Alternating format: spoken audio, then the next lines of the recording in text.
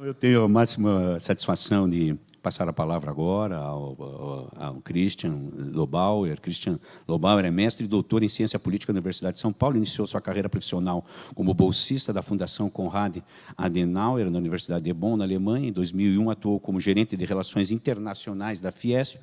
Após 4 anos, assumiu o cargo de secretário das Relações Internacionais da Prefeitura de São Paulo, diretor executivo da Associação Brasileira dos Exportadores de Frangos. Em seguida, assumiu o cargo de presidente executivo da Associação Nacional de Exportadores de Sucos Cítricos. Foi vice-presidente de Assuntos Corporativos da Bayer Brasil. Hoje é o diretor do Conselho de Agricultura da Fiesp e membro do Grupo de Análise Internacional da Universidade de São Paulo. Com a palavra, então, professor Christian. Obrigado. Vou usar o púlpito aqui. Fico mais à vontade aqui. O desembargador Zé Laurindo, na sua introdução, já me ajudou muito a fazer essa apresentação, porque ele já deu uma série de entradas que a gente vai usar, de ideias que a gente vai desenvolver aqui. E eu confesso que a apresentação que eu preparei, eu praticamente não vou usar. Eu vou, na experiência vivida dessas últimas 24 horas, eu acho que vale mais a pena fazer como fizeram outros apresentadores e trazer um pouco das conversas que a gente teve aqui entre os colegas, né?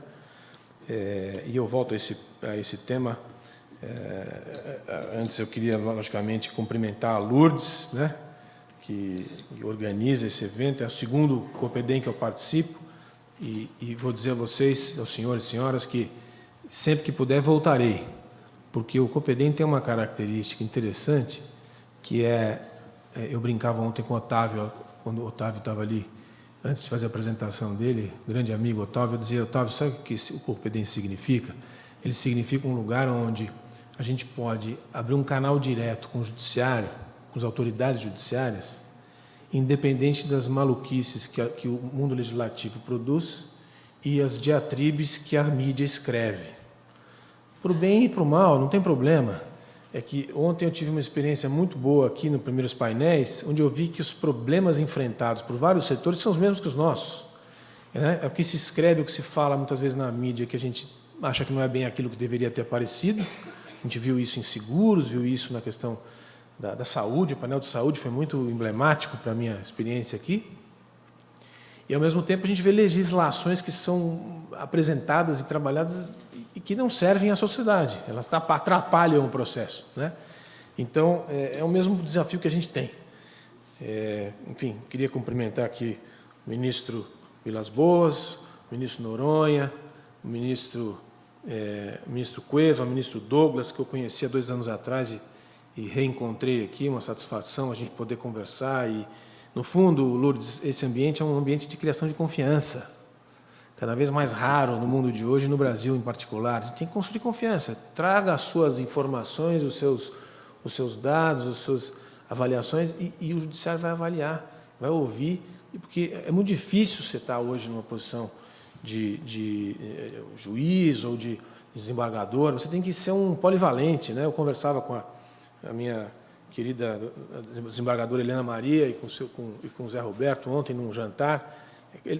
Você tem que ser polivalente, tem que saber de tudo. Então, a melhor maneira de fazer isso é que nem que nós estamos fazendo aqui agora. Vamos conversar, trazer os temas complexos. E o que eu trago aqui hoje, por sua vez, aqui no Copedem, é o que a nossa indústria de defensivos agrícolas faz.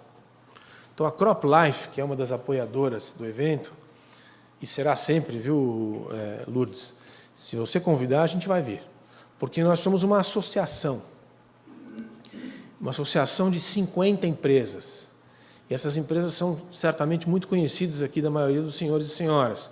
Bayer, BASF, Syngenta, Corteva, Sumitomo, Ihara, Coopert e mais 40 empresas de biodefensivos, sementes, aqueles que transformam a genética das sementes para a soja, para o algodão, para o milho, né? Essas empresas são as mesmas empresas, são aquelas que lidam com a tecnologia vegetal e com a defesa das plantas. Nas nossas conversas aqui de praia, de piscina, muita gente fala assim: pois é, está uma crise nos fertilizantes. Está mesmo, mas é uma outra indústria. Os fertilizantes são o universo da comida das plantas, né? O NPK, o nitrogênio, o fósforo e o potássio, que é a base que constrói a alimentação do solo. Essa indústria é Yara, Mosaic e uma série de outras empresas, não são as nossas. A nossa entidade, a CropLife Brasil, ela incorpora os remédios das plantas, ou seja, os inseticidas, os fungicidas, os acaricidas e os herbicidas, fundamentalmente, que são mais da metade dos produtos, aqueles produtos químicos que matam as plantinhas, que concorrem com a soja, que concorrem com o milho, né? Concorrem com o café, enfim.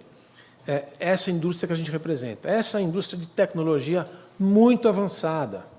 E eu tenho a missão aqui, e faço isso todos os dias, porque tem sido cada vez mais difícil. Eu diria que a nossa indústria enfrenta um dos maiores cases de comunicação de toda a economia mundial. Nós temos que mostrar que a química é uma coisa boa. E, infelizmente, por razões que não vêm ao caso, e não vem do Brasil, vem do mundo, a química é tratada como uma coisa ruim. Uma amiga minha uma vez me disse assim: Christian, hoje eu comprei um shampoo que não tem química. Eu falei, não fale isso. Não diga uma coisa dessa. Tem muita química, e é química boa. A química serve, a química é vida, né?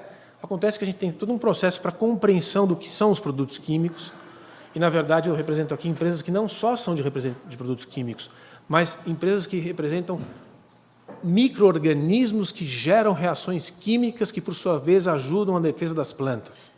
Ou empresas que trabalham na edição gênica, na transformação do gene da planta, para que ela suporte, por exemplo, estresse hídrico, para que ela suporte, por exemplo, altas temperaturas, para que ela suporte um determinado produto químico que vai ser usado naquela própria planta, ela resiste àquele produto químico e as outras plantas ao seu redor não resistem. É essa a tecnologia que a gente representa.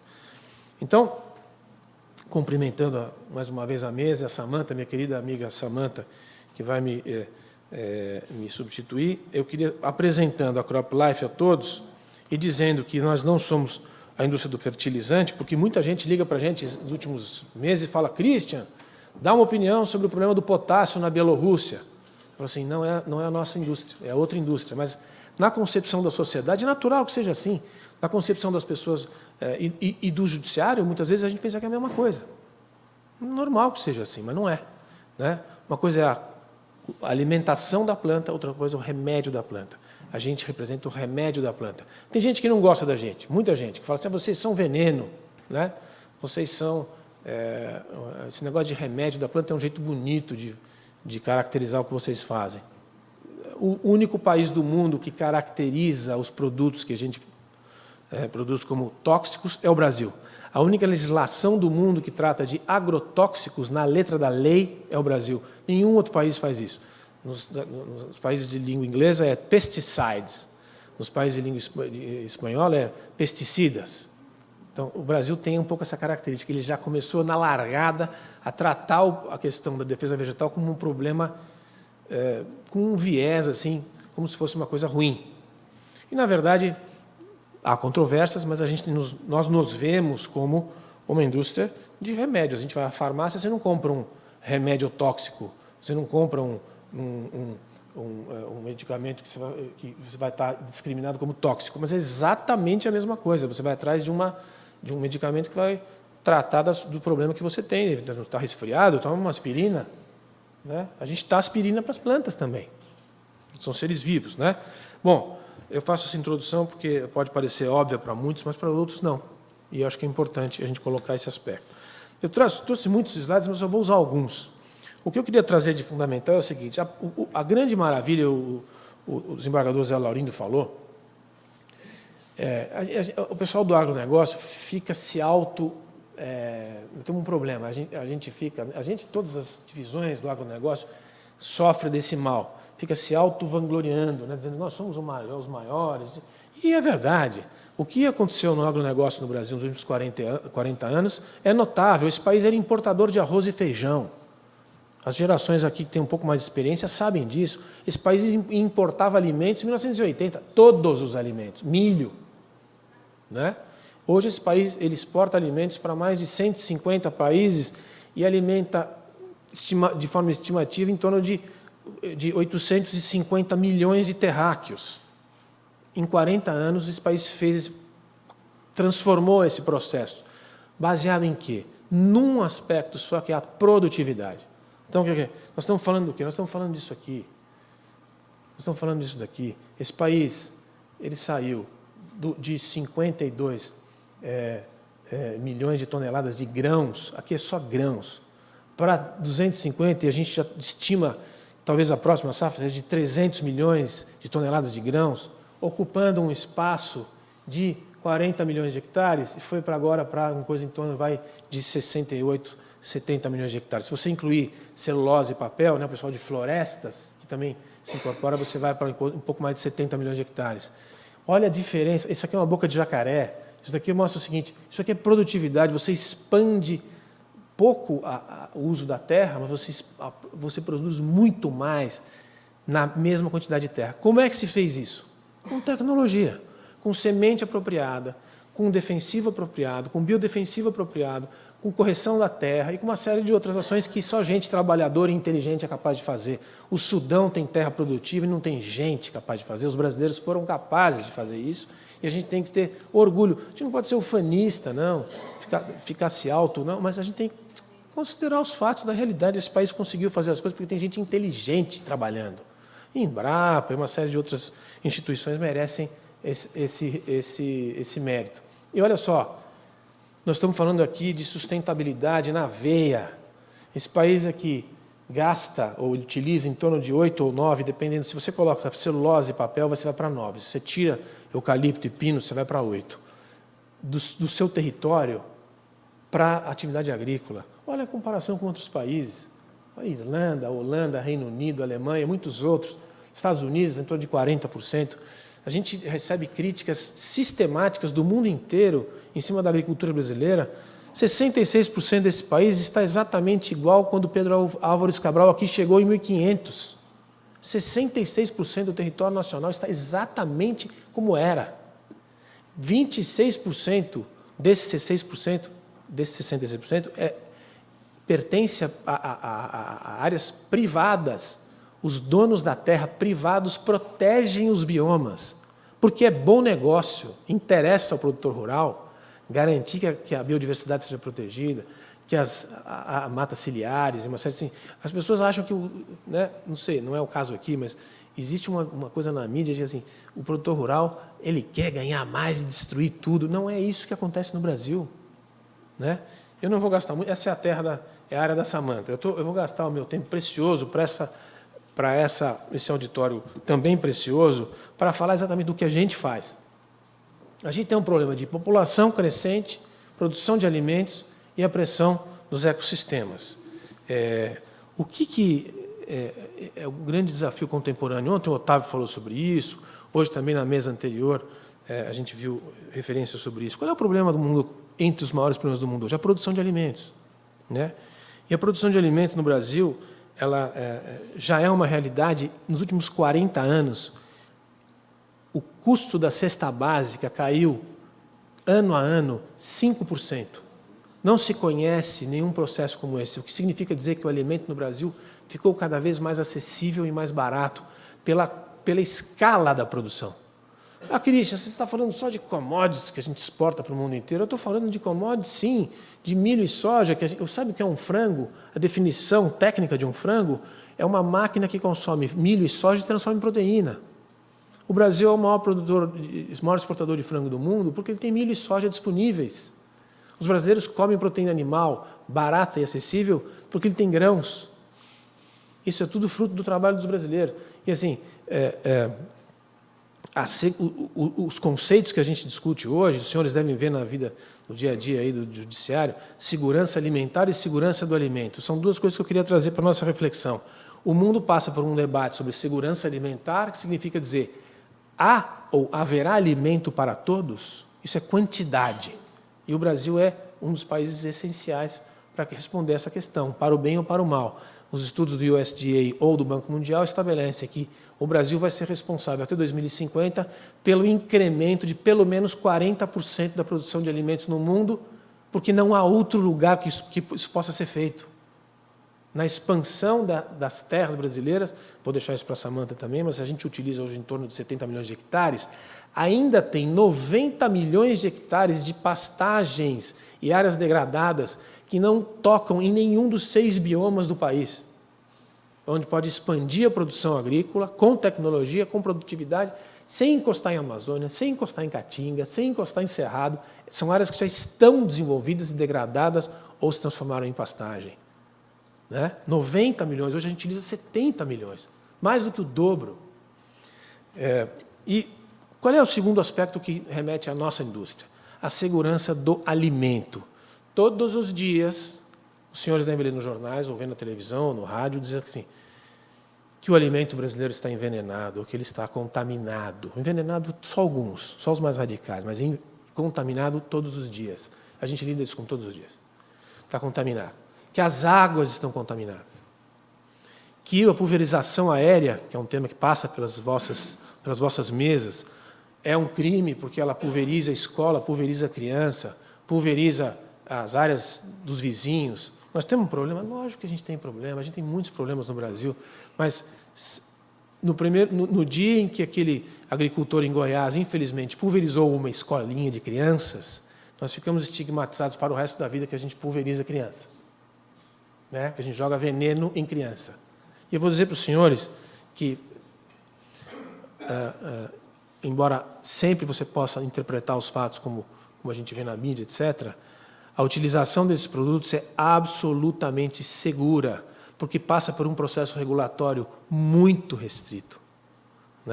Nosso sistema regulatório no Brasil ele é formado por uma avaliação da Anvisa, uma avaliação do IBAMA e uma avaliação do MAPA. A Anvisa vê se aqueles produtos têm perigo para a saúde humana, o IBAMA para ver se tem problema para o meio ambiente e o MAPA para ver se tem eficácia agronômica. Esse tripé é o modelo brasileiro de regulação. Ele é extremamente exigente. Ele está entre os 6 melhores do planeta, com Austrália, Japão, União Europeia, Canadá e Estados Unidos. A Anvisa, com todos os nossos problemas administrativos, todos os nossos problemas de digitação, falta de gente, etc., do ponto de vista técnico, é uma das melhores instituições do mundo. E essa instituição tem aprovado, nos últimos anos, entre 1 e 5 produtos novos por ano. Novas moléculas, significa, estou falando de defensivo agrícola aqui, 1 a 5. Alguém vai dizer, mas espera aí, Christian, eu li na imprensa ontem, anteontem, semana passada, mês passado, que o governo Bolsonaro liberou geral, abriu a porteira, não é isso que se lê todas as semanas nos jornais? Pois bem, eu vou dizer a quem não sabe, muita gente não sabe, que esses produtos que foram liberados são produtos genéricos. Se o Christian Lobauer, importador, quer vender glifosato, que é um herbicida que está há 70 anos nos campos do mundo inteiro, se eu quiser colocar glifosato na minha lavoura, trazer e vender, eu posso fazer, mas eu tenho que abrir um dossiê toxicológico para apresentar na Anvisa, no IBAMA e no Ministério da Agricultura. Mesmo que seja um genérico, e tenho que esperar na fila. E essa fila tem demorado de 8 a 10 anos para aprovar genérico. E esse é um problema nacional. As moléculas novas, aqueles produtos novos que são essenciais para a produção agrícola, demoram muito tempo para serem aprovados no Brasil. Todos esses produtos que foram aí, que saíram na mídia nos últimos 2 anos, mas todas as semanas, liberou geral, 450 venenos no prato do trabalhador, todos são genéricos, são produtos que estão no campo há muitos anos, em alguns casos há décadas. Será que nenhum jornalista faz esse esforço de dizer assim, escuta, são genéricos, como medicamento, você pode comprar uma aspirina ou vários outros remédios que servem como aspirina. Passaram por uma fila, por um gargalo de aprovação. Foram 5 moléculas aprovadas em 2021. Moléculas novas. E tem 28 só na fila e demora. Então, essa lei que foi aprovada na Câmara no dia 9 de novembro, que está no Senado agora, e a gente está lutando até o mês que vem para aprovar, se não aprovar, e pode vir um novo governo, não vai aprovar nunca mais, essa lei, que é a 6299, é uma lei essencial para o Brasil. Ela vai modernizar o sistema regulatório, ela vai garantir que as novas moléculas sejam aprovadas no máximo em 2 ou 3 anos, como é em todos os países da OCDE. E é assim, só aprova em 2 anos se aquela molécula estiver aprovada em 3 países da OCDE para aquela cultura. Então, esse fungicida é usado no milho, no México, na Coreia do Sul e na Argentina, então vai ser aprovado em 2 anos. Se a Anvisa não aprovou em 2 anos, vai uma autorização temporária. É isso que o projeto fala. Para quê? Para que o agricultor brasileiro tenha acesso às novas tecnologias que estão no campo em outros lugares do mundo. Numa agricultura tropical, que é uma agricultura que tem inseto, fungo, umidade, ervas daninhas, muito mais agressiva do que qualquer outra das nossas concorrentes, são todas agriculturas temperadas, Argentina, África do Sul, Austrália, Rússia, Ucrânia, União Europeia, Canadá, Estados Unidos, países temperados, país tropical, é o único que conseguiu transformar a produção de alimento em riqueza, foi o Brasil. Mas a defesa vegetal é muito mais exigente. E é isso que a gente luta, as empresas que a gente representa lutam por isso. Alguém vai dizer, bom, mas esse negócio do veneno um dia tem que acabar. Já está acabando. Não precisa nem fazer lei. Porque tem um movimento crescente em biológicos, e eu já vou terminar já. Biológico, alguém já deve ter ouvido falar, produtos biológicos são defensivos agrícolas, que são micro-organismos que atacam micro-organismos. Você desenvolve um micro-organismo, uma bactéria que ataca um fungo, ou uma bactéria que ataca outra bactéria, e você pulveriza aquela cauda na produção, e aquilo tem um custo mais baixo, tem mesmo, e tem uma eficácia bastante boa. Isso cresce no Brasil a 30% ao ano, dezenas de empresas novas, startups trabalhando com biodefensivos. Isso é bom. As próprias grandes empresas, Bayer, Basso, Syngenta, Corteva, também têm biodefensivos. Eles são hoje 2 a 3% do mercado, vão ser 5%, vão ser 10%, vão ser 20%. Nós vamos viver essa transformação. E mais do que isso, a biotecnologia é a grande fronteira da ciência brasileira, entre outras. Por quê? Porque hoje a edição gênica é feita na planta. Hoje você faz uma edição gênica numa planta de arroz, isso já é fato. E ela consegue ficar 15 dias embaixo d'água.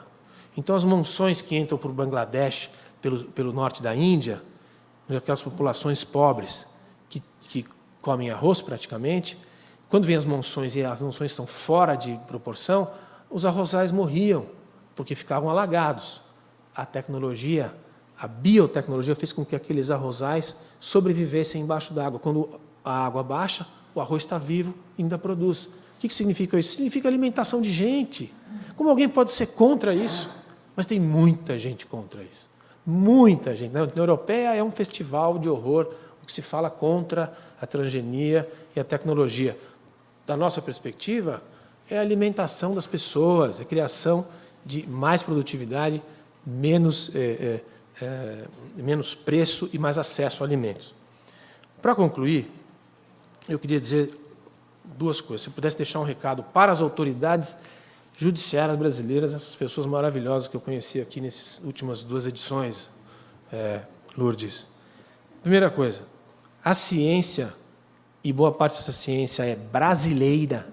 Você não pode fazer pesquisa de cana-de-açúcar, até fazem, tá? A Bayer, por exemplo, faz pesquisa de cana-de-açúcar na Bélgica. Você pergunta, por que ele não faz em Ribeirão Preto? Porque é mais barato o cientista e a lei de propriedade intelectual aqui, ela sofre ataques permanentes. Assim, a defesa da propriedade intelectual no Brasil não é uma certeza. Então, quem desenvolve e investe bilhões em pesquisa tem que ter a certeza que vai ser protegido quando criar uma tecnologia. E aqui tem sempre um ensaio no Congresso Nacional. Não, mas veja bem, para medicamentos também, veja bem, vamos dar aqui é um caso de emergência, de interesse social, daí não vai vir. Primeiro isso. Segundo, que a ciência não é nacionalista o discurso, mas a ciência é uma grande oportunidade para as novas gerações. A gente vê empresas agora novas de biodefensivos, por exemplo, com uma garotada aí desenvolvendo empresas que vão ser unicórnios daqui a pouco. Se vão ser brasileiras ou não vão ser, tem capital internacional, não importa. É uma fronteira que só a agricultura tropical pode ter. Gente na Unicamp, gente em Lavras, gente em vários outros estados do Brasil, desenvolvendo produtos para a defesa vegetal com tecnologia para a agricultura brasileira. E há outras coisas que eu queria dizer. Deixem um recado. Se tiverem dúvida, me peguem no café aqui, se não tiverem certeza, mas para as vossas famílias, vossos filhos, vossos netos, é o seguinte, o alimento brasileiro é absolutamente seguro. Por 2 razões, não é porque eu estou falando. Primeira razão, se não fosse seguro, a gente não exportaria alimento para mais de 150 países. Porque se tem alguém que que checa o que está comprando, é japonês, americano, alemão, inglês, e eles compram, e muito. E o segundo aspecto é o seguinte, se não fosse tão seguro assim, por que todos esses estudos que são apresentados pela Fiocruz, pelo Greenpeace, pelo Abrasco, pelo IDEC, que são institutos aí conhecidos de muitos, por que eles não são considerados pelas autoridades sanitárias do Brasil e do mundo? Nunca conseguiram me responder isso. Eu sei responder. Porque não são estudos científicos. E esse pessoal é cientista. Quem está lá na Anvisa é gente que estudou. Ele pega um estudo da Abrasco e fala, pera, deixa eu ver se tem relação de causa e efeito. Deixa eu ver se tem aqui ciência. O que é ciência? Ciência é metodologia, repetição e comprovação de um fenômeno de forma repetida. O resultado tem que ser igual. Isso é ciência. Causa e efeito. Esses estudos não têm nenhuma relação de causa e efeito. E saem sistematicamente na imprensa que são estudos científicos. Quando todo mundo é cientista, ninguém é cientista. Tem que dividir. Então a gente sabe. E quem define esse jogo? Pergunta para a Anvisa por que os estudos do ICA, Instituto Nacional de Câncer, não são considerados, por que os estudos do Abrasco não são considerados, por que os estudos da Fiocruz não são considerados, para essa matéria, tá certo? A matéria de defensivos. Por quê? Porque não são científicos, ministro Vilas Boas. Não são.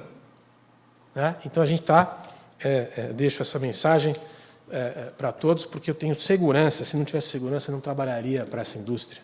Essa é uma indústria de um valor de 16 bilhões de dólares no Brasil, que tem espaço para expandir, criar emprego, pagar imposto e fazer com que os brasileiros fiquem mais ricos, não só por causa da produção de alimento, mas porque vai ter emprego para a gente já jovem, fazer ciência no Brasil. Isso é uma maravilha. A gente não pode perder essa oportunidade por essas agendas paralelas, que são agendas que muitas vezes eu estou aqui colocando em questão e eu acho que não combinam com o desenvolvimento e com esse mundo maluco aí que o Otávio apresentou esses dias, ontem, e que é um mundo completamente muito difícil de se fazer qualquer previsão. Obrigado pela oportunidade, estamos aqui.